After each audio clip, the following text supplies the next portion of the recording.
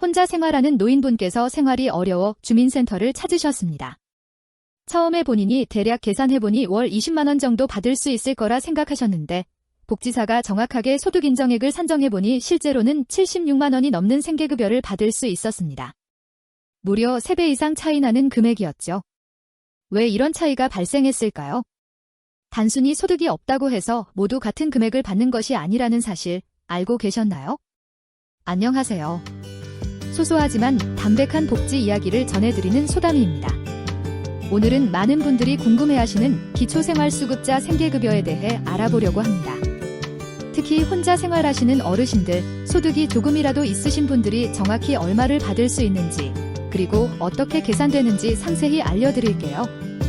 이 정보가 여러분이나 주변에 어려운 분들에게 실질적인 도움이 되길 바랍니다. 영상이 도움되셨다면 좋아요와 구독 눌러주시면 감사하겠습니다. 2025년 기준 1인 가구 기초생활수급자가 받을 수 있는 생계급여 최대 금액은 76만 5,444원입니다. 이 금액은 우리나라 국민 가구소득의 중간값인 기준 중위소득의 32%에 해당하는 금액이에요. 하지만 이 금액을 모든 수급자가 그대로 받는 것은 아닙니다. 본인의 실제 소득에 따라 차등 지급되는데요. 예를 들어 소득 인정액이 0원이라면 최대 금액인 76만 5,444원을 전액받을 수 있습니다. 그러나 만약 국민연금이나 다른 소득으로 월 20만 원이 있다면 이를 제외한 56만 5,444원을 생계급여로 받게 됩니다. 생계급여는 기준 중위소득 32% 이하인 가구에 지원되는데요. 2025년 기준으로 1인 가구의 기준 중위소득은 약 239만 원입니다. 그 32%인 76만 5,444원이 최대 지급액이 되는 것이죠. 그렇다면 소득인정액은 어떻게 계산될까요? 소득인정액은 실제 소득에서 가구 특성별 지출비용과 근로소득공제를 차감한 금액에 재산의 소득환산액을 더해 계산합니다.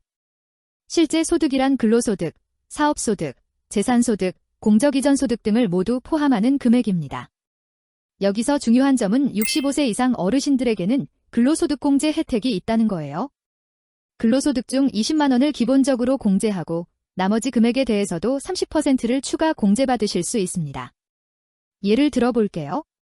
월 50만 원의 근로소득이 있는 어르신이라면 먼저 20만 원을 공제하고 남은 30만 원에 대해 30%인 9만 원을 추가 공제받아 실제 소득으로는 21만 원만 반영됩니다. 그러니까 50만 원을 벌었지만 소득인정액에는 21만 원만 잡히는 거죠. 그럼 생계급여는 76만 5,444원에서 21만 원을 뺀 55만 5,444원이 되는 겁니다. 재산도 소득인정액 계산에 영향을 미치는데요. 모든 재산이 그대로 반영되는 것은 아닙니다. 주거용 재산에 대한 기본재산액 공제가 지역별로 다르게 적용됩니다. 서울은 9,900만 원, 경기도는 8천만 원, 광역시와 세종시, 창원시는 7,700만 원, 그 외 지역은 5,300만 원까지 공제됩니다. 이 말은 예를 들어 서울에 사시는 분이 본인 명의로 9천만 원짜리 집을 가지고 있다면 기본재산액 공제로 인해 재산의 소득환산액은 0원이 된다는 의미입니다. 기본재산액을 초과하는 재산에 대해서만 소득으로 환산되어 소득인정액에 포함되는 거죠. 또한 주거용 재산은 일반 재산보다 훨씬 낮은 소득환산율이 적용됩니다. 주거용 재산은 월 1.04%, 일반 재산은 월 4.17%, 금융재산은 월 6.26%의 소득환산율이 적용됩니다.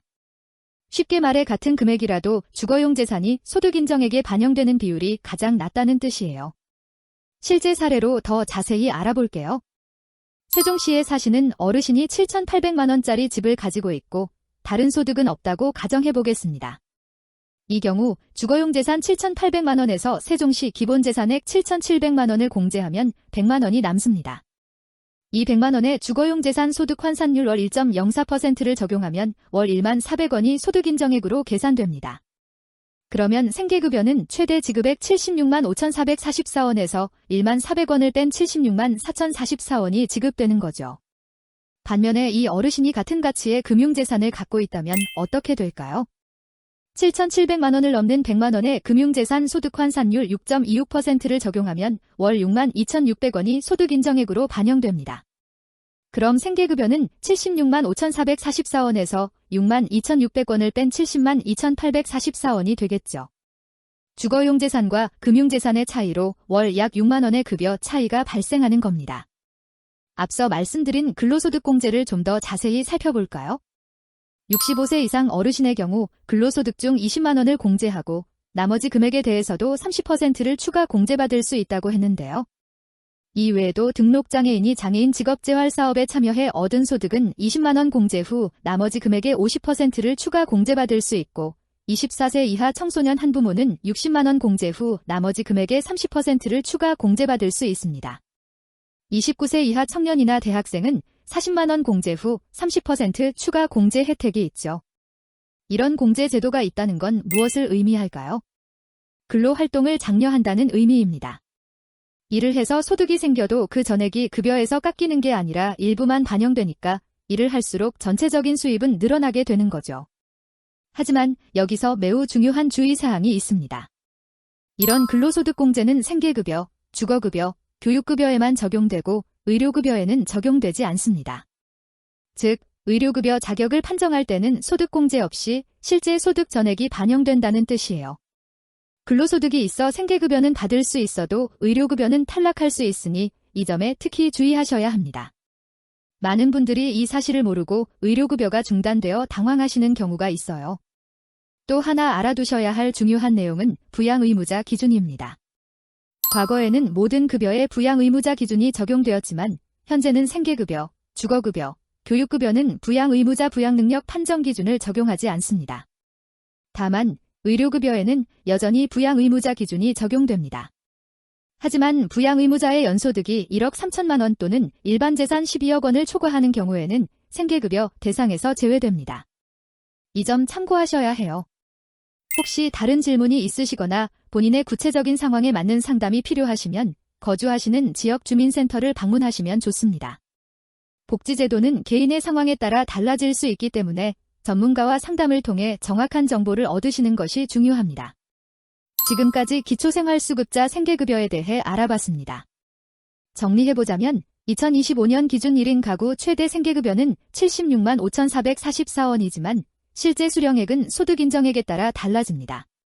소득이 있다면 그만큼 차감되지만 65세 이상 어르신이나 장애인 등은 소득공제 혜택으로 실제 소득보다 적은 금액만 반영되어 더 많은 급여를 받을 수 있습니다.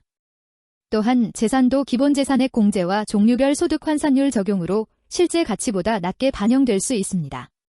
그리고 다시 한번 강조하지만 근로소득공제는 의료급여에는 적용되지 않는다는 점 꼭 기억하세요. 이런 제도를 잘 이해하고 활용하시면 생활이 조금이나마 나아질 수 있을 거예요. 여러분의 상황은 모두 다르겠지만 혹시 주변에 도움이 필요한 분이 계신다면 이 정보를 공유해주세요. 그리고 비슷한 경험이 있으신 분들은 댓글로 여러분의 이야기도 나눠주시면 다른 분들에게 큰 도움이 될 것 같습니다. 오늘 영상이 도움이 되셨다면 좋아요와 구독 부탁드립니다. 소소하지만 담백한 복지 이야기 소담이었습니다. 다음에 더 유익한 정보로 찾아뵙겠습니다. 감사합니다.